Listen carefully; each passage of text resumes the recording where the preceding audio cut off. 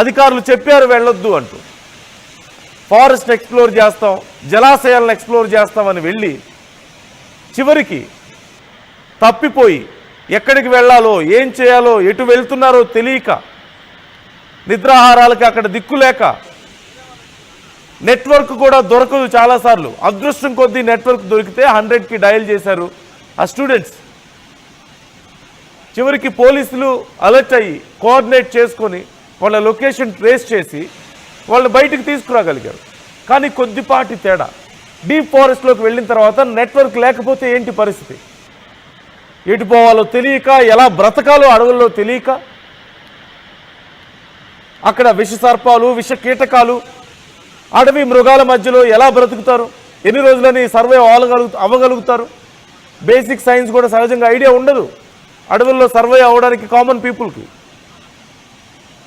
ఖచ్చితంగా ఇలాంటి అడ్వెంచర్స్, ప్రాణాల మీదకు తెచ్చుకునే అడ్వెంచర్స్ చేయకపోతే మంచిది. అందులోనూ మరీ ముఖ్యంగా ఈ వర్షాకాలంలో భారీ వర్షాలు పడుతున్నప్పుడు జలాశయాలు, అడవులను ఎక్స్ప్లోర్ చేయడం అనేది కోరి కోరి ప్రాణాల మీదకు తెచ్చుకున్నట్లే అవుతుంది. మరింత జాగ్రత్తగా ఉండాలి. విద్యార్థులందరూ కూడా హైదరాబాద్, వరంగల్ నీట్ విద్యార్థులుగా గుర్తించారు. అనుమతి లేని జలాశయాలకు వెళ్ళొద్దు అంటూ పోలీసులు హెచ్చరిస్తున్నారు. అనుమతి లేకుండా లిమిట్స్ దాటి ఫారెస్ట్లోకి వెళ్ళొద్దు అంటూ పోలీసులు హెచ్చరిస్తున్నారు. ఈ విషయాన్ని జాగ్రత్తగా పరిశీలించారు. ఒకసారి అక్కడ పరిస్థితి ఏంటో చూద్దాం.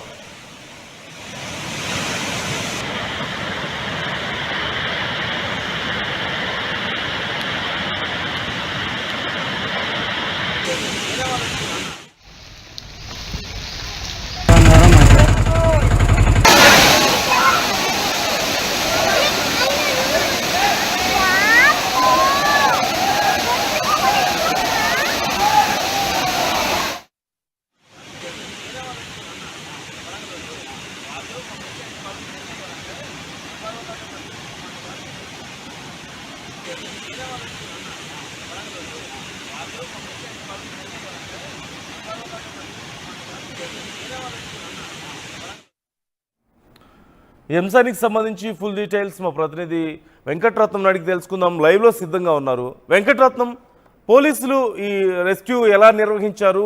అసలు విద్యార్థులకు ముందు వార్నింగ్ ఇచ్చినా వాళ్ళు లోపలికి వెళ్ళినట్లుగా తెలుస్తోంది.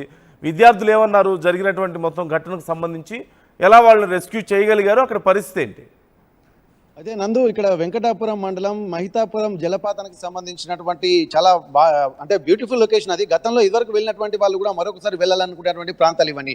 మొత్తం ములుగు జిల్లాకు సంబంధించి ఇటు వాజేడు, వెంకటాపురం, ఇక్కడ మిగిలిన ప్రాంతాలు మొత్తం 7 జలపాతాలు ఉంటాయి. ఈ 7 జలపాతాలకు సంబంధించినటువంటి విషయాలు ఒక్కసారి తెలిసినటువంటి వాళ్ళు మళ్ళీ అక్కడికి వెళ్ళాలని అంటూ ఉంటారు. కానీ ఇప్పుడు ప్రస్తుతానికి ఏంటంటే భారీ వర్షాలు వస్తున్నటువంటి నేపథ్యంలో ఎట్టి పరిస్థితుల్లో అక్కడికి వెళ్ళకూడదని చెప్పి ఫారెస్ట్ అధికారులు హెచ్చరికలు జారీ చేస్తున్నారు. పోలీసులు కూడా మరోవైపు ఇక్కడ నిబంధనలు అతిక్రమించి అక్కడ వాటర్ ఫాల్స్ లోకి వెళ్ళినటువంటి వారిపై కూడా కేసులు నమోదు చేస్తాము, జరిమానాలు విధిస్తామని చెప్పి ఓవైపు చెబుతూ హెచ్చరికల బోర్డులు కూడా పెట్టినటువంటి పరిస్థితి.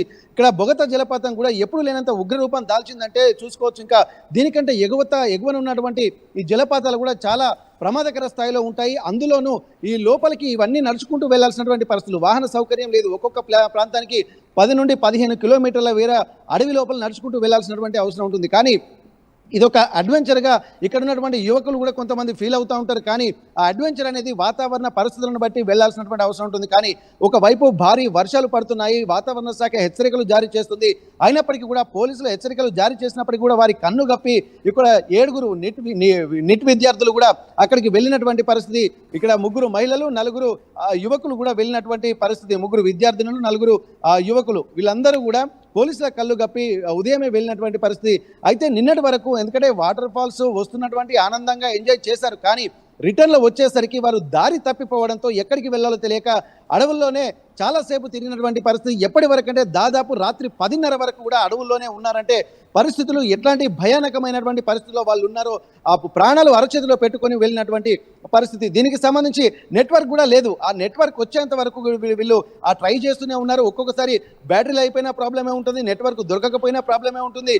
అంటే కొంత వేరే ప్లేస్కి వచ్చిన తర్వాత సిగ్నల్ రావడంతో వెంటనే 100కి కాల్ చేయడంతో పోలీసులు అలాగే ఈ ఫారెస్ట్ సిబ్బంది సహాయంతో ఆ లొకేషన్ ట్రేస్ చేసి రాత్రి రెస్క్యూ చేసి వీళ్ళ 7 ప్రాణాలను కాపాడినట్టుగా అనుకోవచ్చు. ఇది ఎందుకంటే ఇది అభయారణ్యంగా ఉంటుంది. ఇక్కడ ఎలుగుబంట్లు కూడా ఉండేటువంటి అవకాశం ఉంటుంది. ముఖ్యంగా ఇంతకుముందు మీరు చెప్పినట్టు ఆ డీప్ ఫారెస్ట్ లోకి వెళ్ళిన తర్వాత సీజనల్ డిసీజెస్ దోమకాట్ల వల్ల అనేక మంది ఏజెన్సీ ప్రాంత వాసులు కూడా ఇబ్బందులు పడుతున్నటువంటి పరిస్థితి. వాళ్ళకి అలవాటు ఉంటుంది కాబట్టి కొంత వాళ్ళు ప్రివెంటివ్ కొంత అంటే వాళ్ళు పరిస్థితి బయటపడచ్చు అడవిలో ఉన్నటువంటి వాళ్ళు. కానీ ఇది కొత్త వాతావరణం, అంటే ఇప్పుడు టౌన్లో ఉన్నటువంటి వాళ్ళు అడవిలోకి వెళ్ళి ఎలా బతకాలో తెలియనటువంటి పరిస్థితి. అంత చీకట్లో కూడా ఒకవేళ లొకేషన్ లేకపోతే మాత్రం అనేక ప్రాంత వాసులు ఇబ్బంది పడేటువంటి అవకాశం ఉంటుంది. అయినప్పటికీ కూడా వీళ్ళు రెస్క్యూ చేసి అంత దూరం వెళ్ళి రాత్రి 10:30కు పోలీసులు అలాగే ఫారెస్ట్ సిబ్బంది కూడా వీళ్ళను కాపాడినట్టుగా తెలుస్తుంది. వీరిపై కూడా పోలీసులు కేసులు కూడా నమోదు చేశారు. ఎందుకంటే నిబంధనలు అతిక్రమించి వెళ్ళినందుకు కూడా మరోసారి ఇట్లాంటి చర్యలు రిపీట్ కాకుండా ఉండాలంటే ఖచ్చితంగా వీళ్ళపై కేసులు నమోదు చేయాలని చెప్పి కూడా పోలీసులు భావిస్తున్నారు. దాని ప్రకారమే కేసులు కూడా నమోదు చేసినటువంటి పరిస్థితి. ఒక్కసారి ఈ వాజేడు మండలము చీకుపల్లి అటవీ ప్రాంతాల్లోని బొగత జలపాతంతో పాటు వెంకటాపురం మండలం మహితాపురం జలపాతంతో పాటు ఇక్కడ పూర్తిగా మొత్తం 7 జలపాతాలు ఉంటాయి. ఇవి 7 కూడా ఎంత ఆనందాన్ని పంచుతాయో అంత ప్రమాదకరమైనటువంటి ప్రాంతంలోకి వెళ్లాల్సినటువంటి అవసరం ఉంటుంది.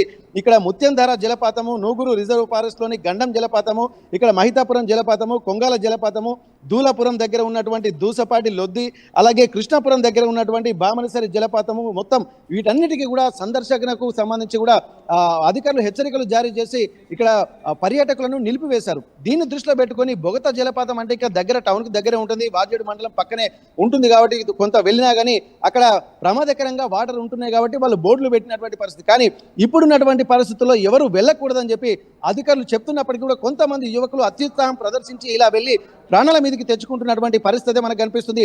ప్రస్తుతానికి ఇక్కడ వాస్తవానికి ఇక్కడ ఏంటంటే ఈ వాతావరణం కొంత పొడిబారిన తర్వాత మామూలుగా తేమగా ఉన్న తర్వాత వెళ్తే పర్యాటకంగా కూడా ఇంత అద్భుతమైనటువంటి ప్రాంతము ఇక్కడ ఈశాన్య రాష్ట్రాలు ఏ విధంగా పర్యాటకంగా ఉంటాయో ఇటువైపు వస్తే మాత్రం ఉత్తర తెలంగాణ వైపు కూడా ఇక్కడ కర్రెగుట్టల అటవీ ప్రాంత చుట్టుపక్కలనే ఆవరించినటువంటి ఈ అటవీ ప్రాంతాల్లో ఉన్నటువంటి ఈ దూసపాటి లొద్ది అలాగే బొగత జలపాతము ఇక్కడ మిగిలినటువంటి 7 జలపాతాలు కూడా చాలా అద్భుతంగా ఉంటాయి. దీన్ని పర్యాటకంగా కూడా చేయాలని చెప్పి ప్రభుత్వం భావిస్తుంది. దీనికి సంబంధించి కూడా అనేక సార్లు ఒక ప్రకటనలు కూడా విడుదల చేసింది. కానీ దీనికి సంబంధించి ఒక్కసారి పూర్తి స్థాయిలో పర్యాటకంగా అభివృద్ధి చెందితే ఎంతో పర్యాటకంగా కూడా ఇక్కడ ఉంటుంది. పూర్తి స్థాయిలో ఇక్కడ ఉత్తర తెలంగాణకు సంబంధించి ఒక ఆదాయ వనరు కూడా ఉండేటువంటి అవకాశం ఉంటుందని చెప్పి ప్రభుత్వం కూడా గుర్తించింది. కానీ ఒక సరైన వసతులు ప్రస్తుతం లేకపోవడం వల్లనే ఇంత ఇబ్బందికర పరిస్థితులు ఎదుర్కోవాల్సి వస్తుంది. ఇక్కడ 7 కాదు, ఇప్పటికీ బొగత జలపాతం అంటే తెలంగాణ నయాగరాగా పిలుస్తున్నటువంటి బొగత జలపాతానికి కూడా సంతోషంగా వెళ్ళినటువంటి వాళ్ళు ఇప్పటికీ 14 మంది కూడా మృతి చెందినటువంటి పరిస్థితులు మనం చూసాము.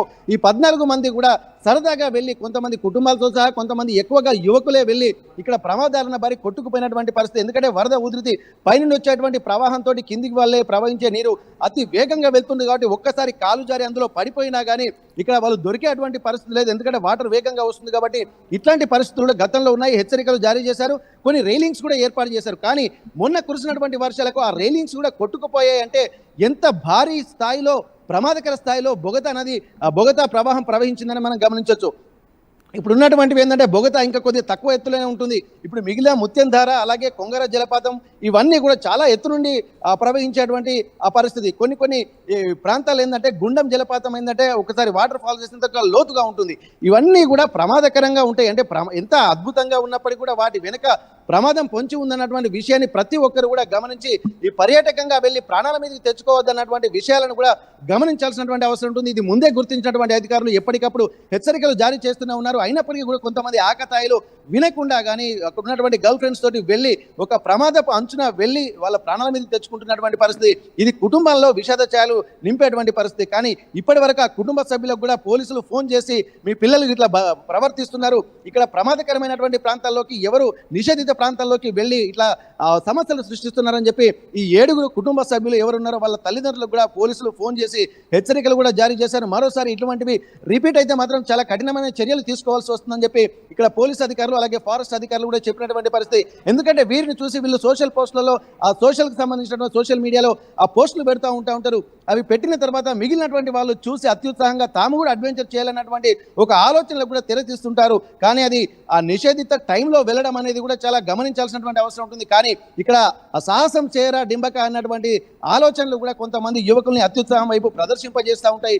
ఇవన్నీ కూడా ప్రాణాల మీద తీసుకొస్తున్నటువంటి పర్యాటక రంగం ఏమో కానీ ప్రాణాల మీదకి వచ్చిన తర్వాత పూర్తిగా మూసివేయడం వల్ల మిగిలిన వెళ్ళేటువంటి పర్యాటకులు జాగ్రత్తలు తీసుకోవాల్సినటువంటి పర్యాటకులు కూడా వెళ్లకుండా చేసేటువంటి పరిస్థితులకు వీళ్ళు ప్రధాన కారణంగా అయ్యేటువంటి అవకాశం ఉంటుంది. కాబట్టి కొంత ఆకతాయిలు కానీ అలాగే కొంతమంది నిషేధిత టైంలో కానీ వెళ్లకుండా ఉండాల్సినటువంటి పరిస్థితులు ఒకవేళ వెళ్ళినా కానీ ప్రివెంటివ్ మెజర్స్ కూడా తీసుకోవాలి. కానీ బయట ప్రాంతాల్లోకి వెళ్ళొచ్చు. కానీ ఇది డీప్ ఫారెస్ట్ కాబట్టి లోపలికి ఎన్ని ప్రివెంటివ్ మెజర్స్ తీసుకోపోయినా కానీ చీకటి అయిందంటే అక్కడ ఉండలేనటువంటి పరిస్థితి. రోడ్ల మీదకి వెళ్ళిన తర్వాత అక్కడ కొన్ని అడవి జంతువులు క్రూరమృగాలు కూడా ఉంటాయి. కాబట్టి అటువంటి వాటికి ఆ తెలియని ప్రాంతంలోకి వెళ్ళి ప్రమాదాల బారిన పడడం అనేది కూడా గమనించాల్సినటువంటి అవసరం ఉంటుంది. కానీ దీన్ని పర్యాటకంగా కూడా ఇప్పుడు బొగత జలపాతం కూడా గతంలో ఇట్లాంటి పరిస్థితులే ఎదుర్కొంది. కానీ క్రమక్రమంగా ప్రభుత్వం దీన్ని గుర్తించి పర్యాటకంగా కూడా దీన్ని డెవలప్ చేసిన తర్వాత కొన్ని లక్షల మంది కూడా ప్రతి వీకెండ్లలో వెళ్తూ ఉంటారు. వీకెండ్సే కాకుండా మిగిలినటువంటి ఉద్యోగస్తులు వీకెండ్స్లో వెళ్తూ ఉంటారు. మిగిలినటువంటి వాళ్ళు మాత్రం వారాంతం కూడా వెళ్తున్నటువంటి పరిస్థితి. ఇట్లాంటి సిచ్యువేషన్లో పర్యాటకంగా దాన్ని అభివృద్ధి చేశారు కాబట్టి చాలా అద్భుతమైనటువంటి వాతావరణం ఉంది.